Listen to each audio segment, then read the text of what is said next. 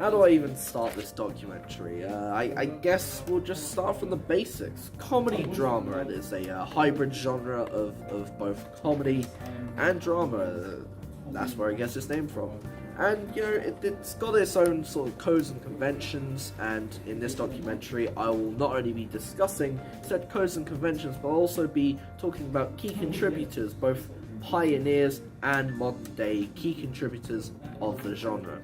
So let's start this off by talking about codes and conventions. Now these are what you would find in most comedy drama films, and they're sort of the bread and butter of said comedy drama.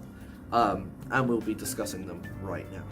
So lighting. Lighting is often used in comedy drama films mainly to set the tone of the scene. So it can start by using bright lights normally in most scenes to sort of convey the comedy feel of comedy dramas, but it can also be used to set the mood of the scene with prophetic fallacy. Prophetic fallacy is where you use the weather to sort of suit the mood of the scene, and that's often used in comedy drama films whenever there's sort of a sad scene. There's typically rain whenever the big bombshell is dropped, and that's often used as a very good coding convention of the genre. Then we have to talk about camera angles. Now these are used to create comedy, and that's done through the innuendos and also dramatic irony.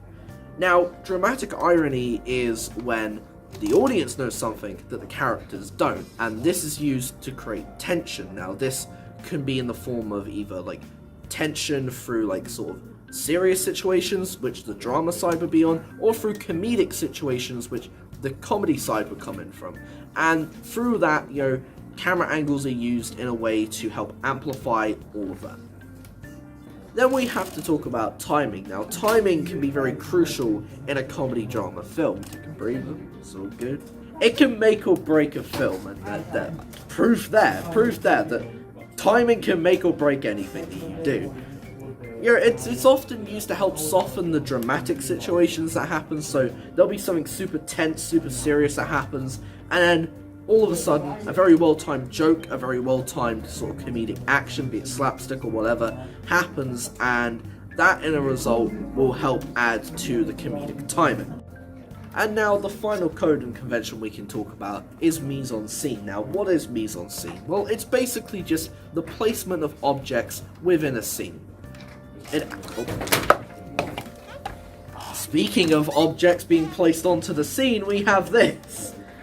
And that helps add to the timing, because at the end of the day, there can be multiple things that mise-en-scene can be used for, whether it be subtleties that you see in the scene that more eagle-eye viewers would want to see, or whether it's the blatantly obvious, like this thing that just got thrown at me.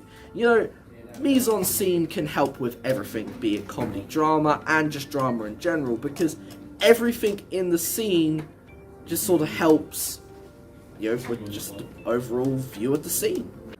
And now that we've spoken about codes and conventions, we can move on to key contributors. And I don't think we can really talk about key contributors without talking about Charlie Chaplin. Now, he was around, over 100 years ago, and he was around before the comedy drama genre was even created. He did so many things that we see in modern comedy drama films, like today, all that time ago. Like, if we look at an example of one of his films, the Police, then you'll see a ton of codes and conventions that we use today in comedy drama in his works. Like, stuff like taking the dramatic situation of him just coming out of jail and then adding the comedic elements to it. It's kind of just how comedy drama is. It's taking those super dramatic situations, chucking a load of comedy onto it, and just sort of softening the drama as it goes. There's also lighting. He likes to keep it nice and bright. I know it's black and white, but you can still tell that it's done in the brightness and in like the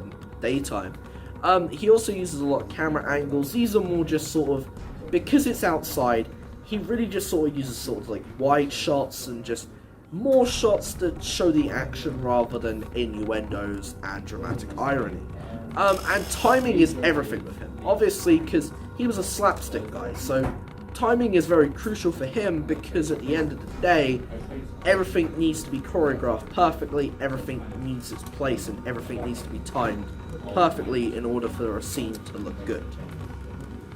So now that we've spoken about key contributors from the past, we need to talk about more modern day key contributors. And I think personally for me, one of the key contributors is Edgar Wright. Now, he's done a lot of really good films, a lot of good comedy drama films, and I'm going to be talking about the codes and conventions that he has used for his films over the course of all of the work that he's done.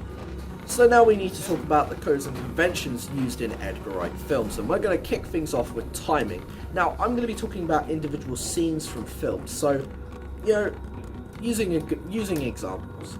So we're going to first kick off with Scott Pilgrim vs. the World, and there's a scene where Scott is jumping out of a window to avoid knives. Now, this is a really, really interesting scene because it uses timing very well, and it also includes a little bit of mise-en-scene as well, because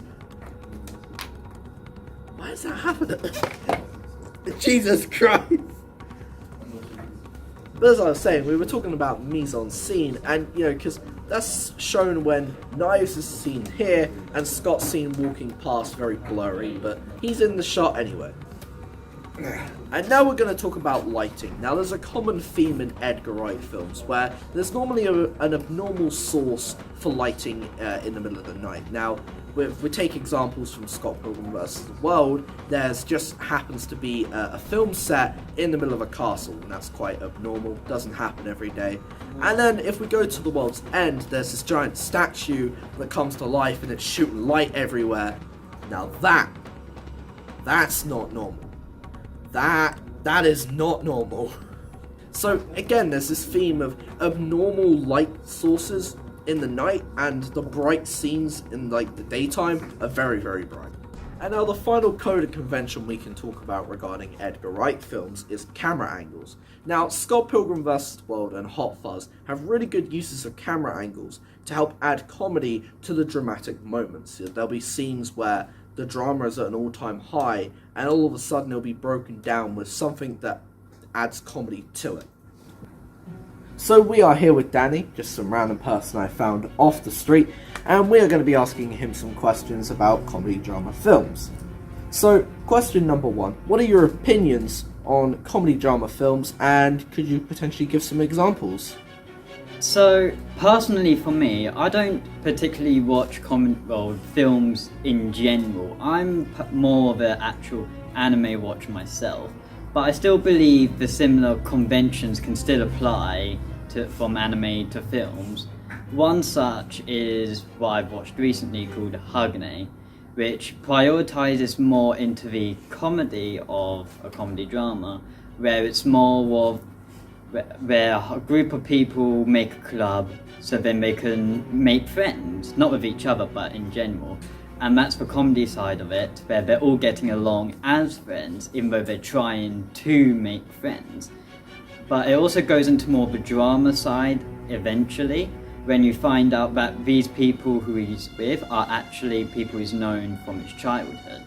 So I feel like that can range to films as well, because depending on the scenarios, depending on what the film is, you can do similar concepts.